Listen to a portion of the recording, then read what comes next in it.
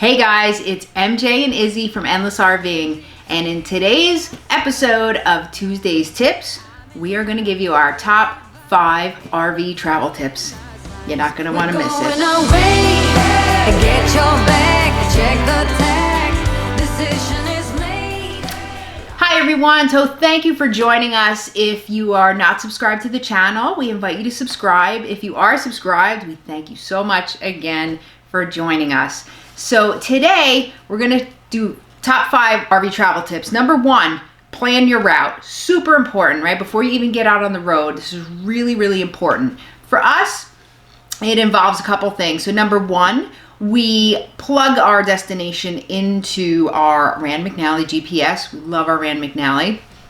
And not only do we put our destination, but in these GPSs, you put the size of your rig. So they know, all right, what route are you taking? Can you safely get there without having the top of your rig ripped off by a bridge or a tunnel, right? So this is really, really important. If you don't have something like that, you can get a Garmin 770, 780, 785. These are all great tools to help you, again, make sure that you're getting to your destination safely, all right? Also, you're going to check not only the clearance. That GPS kind of gives us an idea of the clearance on the way down, but you want to check your clearance at the campground or wherever you're arriving to. So a good idea is to call the campground prior, right? Make sure you check this out. Check online, read reviews. You can check wonderful apps such as Campendium or Allstays. These where people are going to write reviews. Like, you know, if you have a diesel pusher, don't come here. You don't have a chance in hell of leaving with the top of your rig attached, right? So people are going to let you know this is safe, this is not safe. That's correct. Yeah, when you call the campground or wherever you're going, be specific. Say, I have a 40-foot motorhome and it's 13 feet high. I need to not only know if I can get, or my campsite has enough clearance, but the way in there, okay? Because we've experienced that already where our campsite had clearance, but getting out, it was a real problem because they just didn't maintain the trees. So and we did some bad damage to our gutter. So ask those questions. Also, just to touch on the Rand McNally GPS, don't rely solely on your GPS, okay? This is your most powerful thing, your noggin, or at least what's in it. You can't supersede common sense with a GPS. So, for example, if you're driving down a roadway and the GPS is taking you down that roadway and you see a sign that says low clearance ahead, 11.6, and you know your rig is 12.8, you know, don't walk off the plank because the GPS told you to do so. Because these things, they're simply computers, and they're only as good as the information that's put into them, and they do sometimes lead you in the wrong direction. Okay, so use that, Google Maps, Google Earth, whatever variety of tools you can use so you can scope out your trip where you're going. I think we've pretty much used all of those. Yes. Yeah, because we learned our lesson. When we had our travel trailer, we did do some pretty decent damage to our gutter because of this one campground. So, all right. So the next thing is to check the weather en route and what the weather is at your destination as well. So if you're driving down to, down south, and you want to check if you're going into Florida, right? Is there a hurricane that's going to be there when you get there? These are good things to know, right? Is there going to be bad thunderstorms on the way where you're headed? You want to know these so you can plan accordingly. And again, always stay safe. If you have to take some time and do a layover, right? So you don't get caught in these types of weather events, then you need to do that. But that's really, really important. We always check that. And even when we're staying at a place, we're like weather freaks, I guess, but we're always checking the weather. I know, I'm pretty bad. I'm always checking the weather, all right, to see how you have to be able to plan accordingly, right? So that is an important part as well. And the last one is to plan your guest stops. We like to do this. This is what we do. You don't have to, but it's something that's helped us. So when we took our long trip down to Savannah, we planned our 2 gas stops, right? And we planned it according to price. So we found 2 of the cheapest places to get gas on the way down to Savannah. Sometimes the cheaper ones are going to be a little bit off, maybe a mile or so off the main highway, but it's worth it. You save more than a few bucks, actually. It's very helpful. So plan your gas stops. That's another important part to planning your route. So number 1, plan your route. Number 2, guys, are going to be your pre-travel checks. And what I'm talking about specifically is going to be the checks on your towing vehicle, your RV, or your motorhome.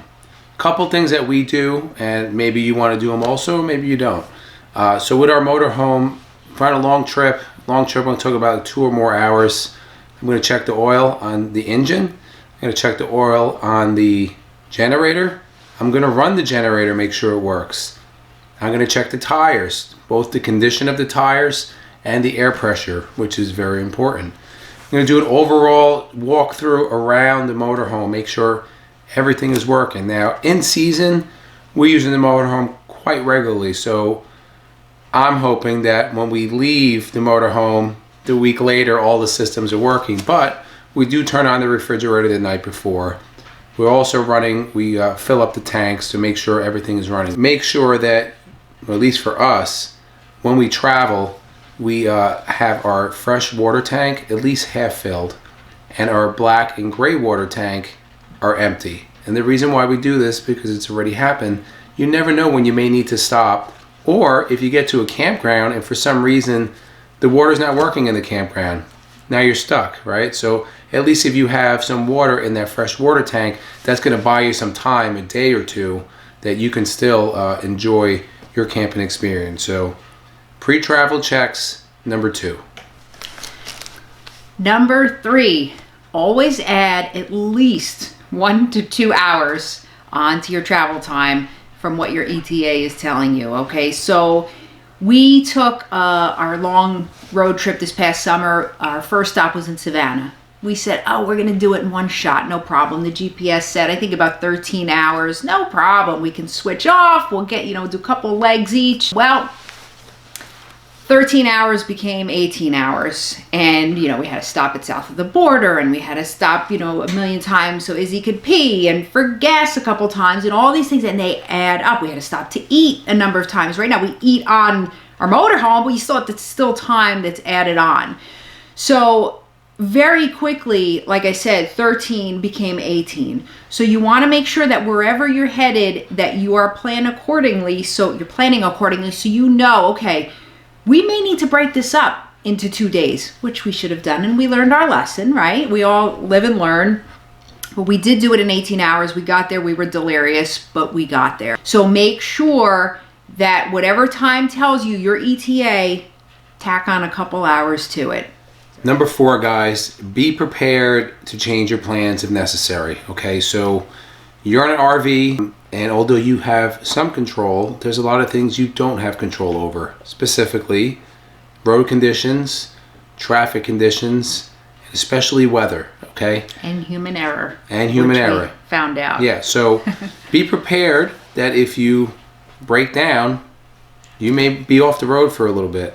Be prepared that on your way down, if you get hit and you encounter a freak storm, you may have to pull off the road. It's not the end of the world. Probably the worst thing to do, and listen, sometimes it just happens, is scheduling out a trip. For example, we have to be at Savannah, Georgia on September 3rd at 8 o'clock, and then we're departing on September 4th at 9 o'clock to Disney.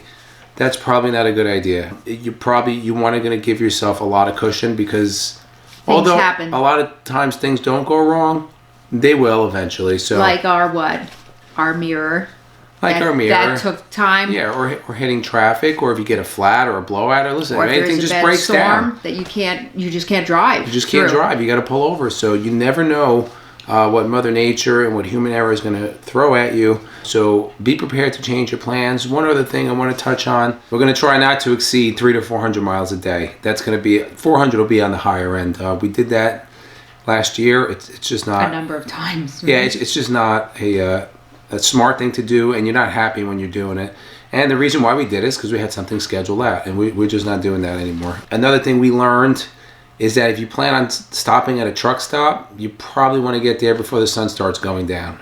We learned that on our trip between Indiana and PA.